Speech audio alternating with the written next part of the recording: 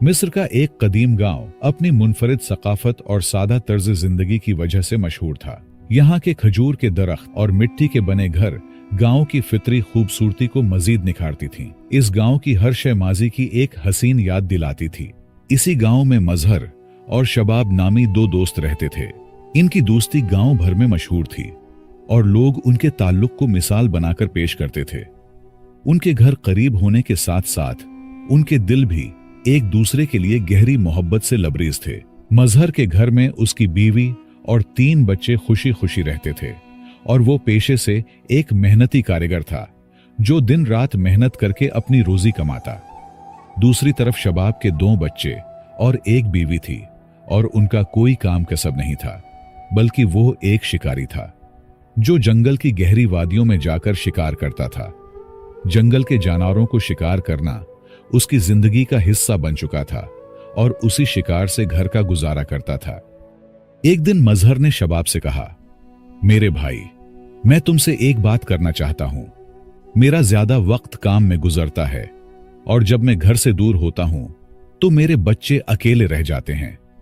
मेरी जिंदगी का सबसे बड़ा खौफ यही है कि कहीं वो अकेले होने की वजह से किसी मुश्किल में न पड़ जाएं। अगर आप मुझ पर एक छोटा सा एहसान कर सकें तो बड़ी मेहरबानी होगी। शबाब ने फौरन जवाब दिया, यार, एहसान की क्या बात है, आपकी बात तो सिर आंखों पर।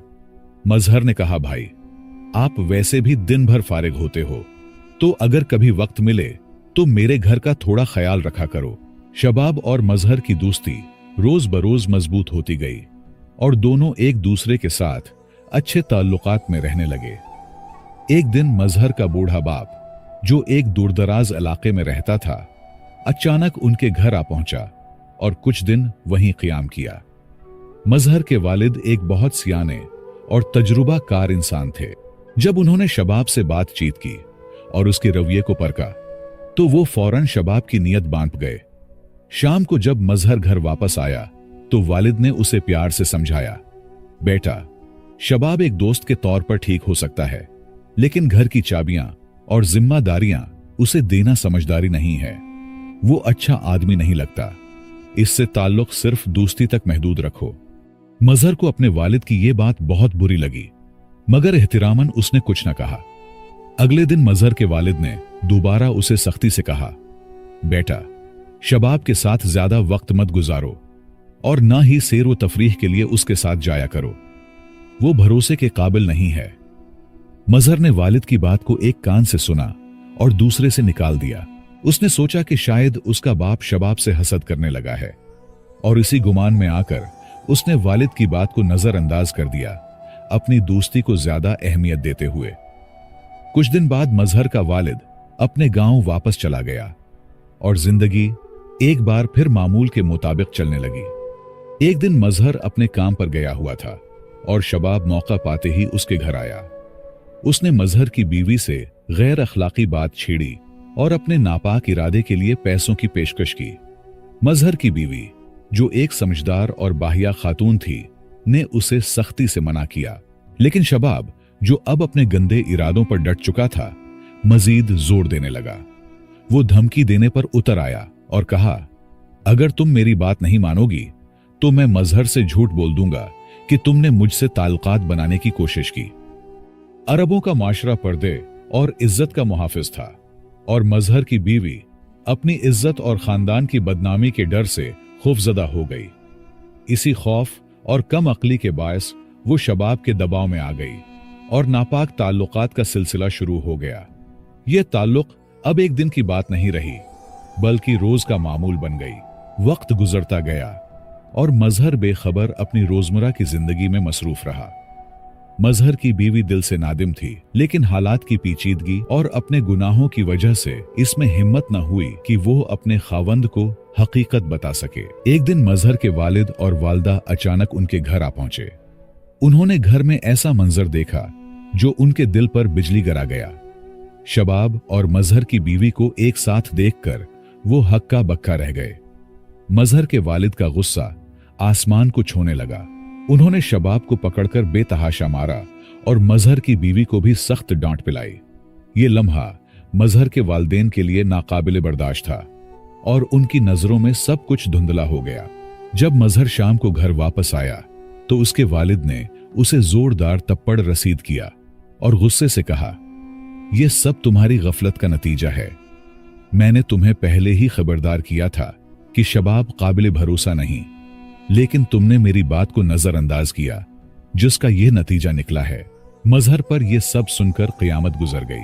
वो शर्मिंदा और हैरान खड़ा था। उसका गुस्सा शबाब और बीवी पर थी। मजहर जो दिल से एक सच्चा और नेक दिल इंसान था, सब कुछ सुनकर जमीन पर बैठ गया और जार व कतार रोने लगा। उसके आंसू में दुख और बेबसी का तूफान था। उसे एहसास हो गया था कि यह लम्हा उसकी अपनी लापरवाही का नतीजा है। दिल पर भारी बोझ लिए मजहर ने फैसला किया कि वो अपनी बीवी को तलाक देगा। लेकिन उसके वालिद ने सख्ती से कहा, यह गलती सिर्फ तुम्हारी है। तुमने शबाब जैसे आदमी को घर की इजाजत दी। लेकिन मजहर अपनी बीवी पर भरोसा खत्म कर चुका था और आखिरकार तलाक दे दी। बीवी पर क़यामत टूट पड़ी, लेकिन यह उसके अपने अमल की सजा थी। अगर उसने पहली ही बार मजहर को सच बता दिया होता तो शायद यह सब ना होता। मजहर शबाब के पीछे पड़ गया, लेकिन वो किसी तरह उसके हाथों से बच निकला।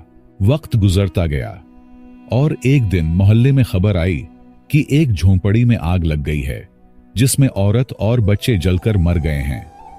मजहर भी आग बुझाने वालों में शामिल था। जब आग पर काबू पाया गया और अंदर की लाशें निकाली गईं, तो यह मंजर देखकर सब दंग रह गए। इनमें एक लाश शबाब की थी, दूसरी मजहर की बीवी की और 2 इसके मासूम बच्चों की। मजहर ने यह मंजर देखा तो उसका दिल दहल गया। वो गम और गुस्से से पट रहा था, लेकिन अब कुछ कर नहीं सकता था और दिल में कहा, ऐ खुदा, तू सख्त पकड़ने और इंतकाम लेने वाला है। कुछ अरसा बाद मजहर के वालिदैन ने फैसला किया कि उसकी जिंदगी को दोबारा खुशियों से भरने के लिए उसे शादी करनी चाहिए। मिस्र की एक खूबसूरत और नेक सीरत लड़की से उसकी शादी तय की गई। जब मजहर ने अपनी नई दुल्हन को देखा तो वो उसके हुस्न और मासूमियत पर फिदा हो गया। वो ऐसी थी कि जैसे चांद भी उसे देखकर शर्मा जाए। उसके चेहरे ने मजहर के दिल के जख्मों पर मरहम रखा और पुराने गम धुंधला गए। मजहर ने अपनी जिंदगी से सबक सीख लिया था। अब वो अपने घर का ज्यादा ख्याल रखने लगा, वक्त पर वापस आता और दोस्तों को दोस्ती तक महदूद रखता। उसने समझ लिया था कि दिल का सच्चा होना अपनी जगह, लेकिन जिंदगी में दानिशमंदी और जिम्मेदार होना भी बहुत जरूरी है। अल्लाह ने उसकी कमजोरियों की सजा तो दी, लेकिन उसकी सब्र और सच्चाई का ऐसा इनाम दिया कि उसे पहले से 100 गुना बेहतर और खूबसूरत जिंदगी नसीब हुई। इस कहानी में हमारे लिए गहरे असबाक छुपे हैं। सबसे पहले, एक औरत होने के नाते यह जरूरी है कि हर बीवी अपने शौहर को हर मामले से बाखबर रखे, चाहे वो कितना ही मामूली क्यों ना लगे। वक्त पर बात करने से कई बड़े नुकसानात से बचा जा सकता है। एक सियाने बंदे का कौल है, अच्छी औरत वो है जो दूसरे मर्दों के लिए बदतमीज हो और अपने शौहर के लिए मोम जैसी हो। यही रवैया दुनिया और आखिरत में कामयाबी का बायस बनता है। एक शौहर होने के नाते हर मर्द को अपने घर के हालात और मामलात दूसरों के साथ शेयर करने से गुरेज करना चाहिए, खास तौर पर इन लोगों के साथ जिन पर मुकम्मल भरोसा ना हो। हसद एक ऐसा जहर है जो नजर नहीं आता, लेकिन बड़ी तबाही कर सकता है। किसी भी मर्द की गैरत और जिम्मेदारी ये तकाजा करती है कि वो अपनी बीवी, माँ, बहन और बेटी के मामले में सख्त रवैया रखे और उनकी हिफाजत को यकीनी बनाए। यही शर्म व हया और इज्जत की बुनियाद है। एक बेटे के तौर पर हमें यह समझना चाहिए कि वालिदैन की बातों में हमेशा दानाई छुपी होती है। वो जिंदगी के तल्ख तजर्बात से वाकिफ होते हैं और उनकी नसीहतों को संजीदगी से लेना जरूरी है। अगर मजहर ने अपने वालिद की बात को संजीदगी से लिया होता तो वो उस नुकसान से बच सकता था। एक दोस्त होने के नाते अगर कोई आप पर भरोसा करे तो यह आपका फर्ज बनता है कि इस भरोसे को ठेस न पहुंचाएं। सच्चा दोस्त वो होता है जो अपने दोस्त की इज्जत व हुर्मत को अपनी जान से ज्यादा अजीज रखे।